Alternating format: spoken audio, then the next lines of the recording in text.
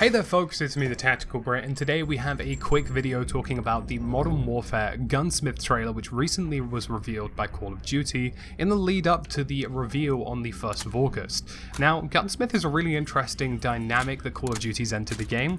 For those of you who watched my most recent video discussing key details we missed, I actually did point out that it appeared that multiple stocks of the same rifle had been changed in the game, and it appears that has finally been confirmed. So, the quick lowdown, so to speak, is that Call of Duty is opting for a full-on tactical customization system that will effectively allow you to replace everything you'd expect on a gun. The barrel, the stock, the underbarrel, the sights, optics and everything in between, potentially even magazine sizes, triggers, all kinds of things you can imagine. I saw things like angled grips, foregrips, we saw underbarrel grenade launchers, we saw optics of various varieties that we've seen across the entire game. We've even seen things like Magnums using PKA sights, which is a pretty, well, it's a large sight considering the gun.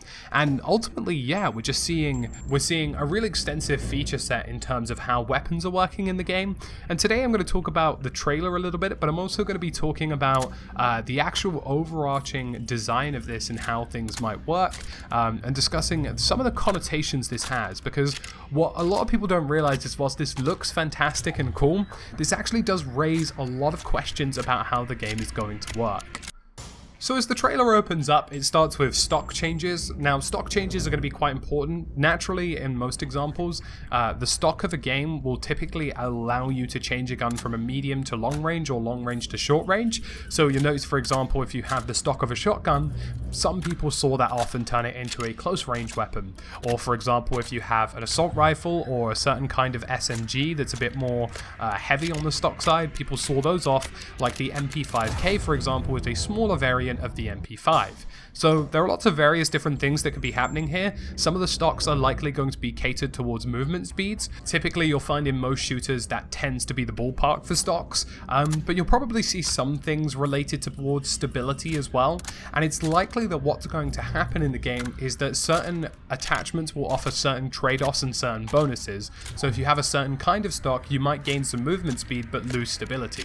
As the trailer rolls, you're also seeing some other customizations. We're seeing suppressors, muzzle brakes, flash hiders. Muzzle brakes typically tend to be for recoil and stability. Flash hiders do what they say on the tin, and suppressors, well, they'll suppress your weapon, likely at the trade-off of range. Muzzles, typically, they tend to add a bit more spread or a bit more instability to the weapon, depending on how long the sustained fire is. But again, this could all be very much changed based on Call of Duty's preference of things. And you're also seeing some really cool optics because you're actually getting red dot alternatives. So you're also seeing medium range to long range sights. So we're talking about, 3.4 and above sights. So PKA sights, we're talking ACOG sights.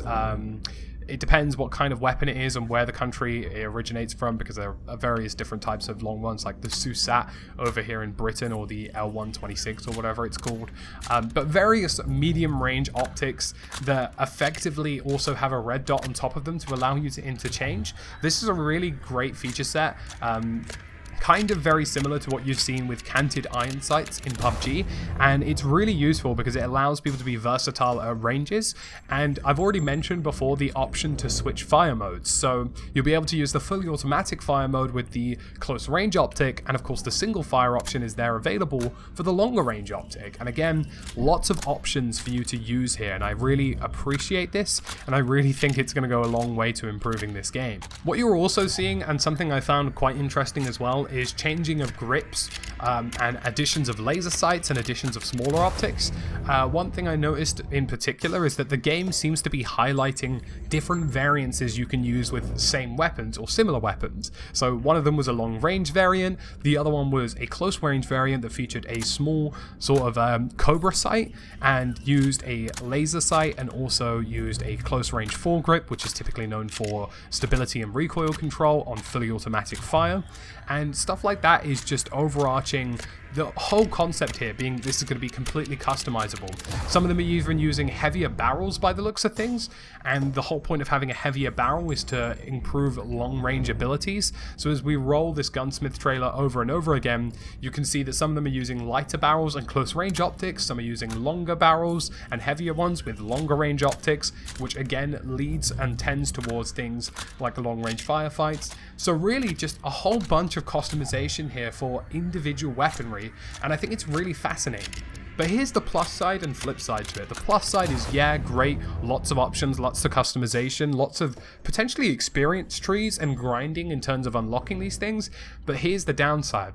The balancing of this game is going to be very difficult, and it's going to be very hard to interpret if this is done badly. This has to be done really well, and it has to be done to a level where people feel comfortable with the weapons and understand what the attachments do. There was a good period in Battlefield 4 where the attachments basically made no sense. You couldn't really understand what the attachments were doing, and I really hope that this is very clearly and visually displayed in the game, and I really hope we get a firing range as well so people can test their variants.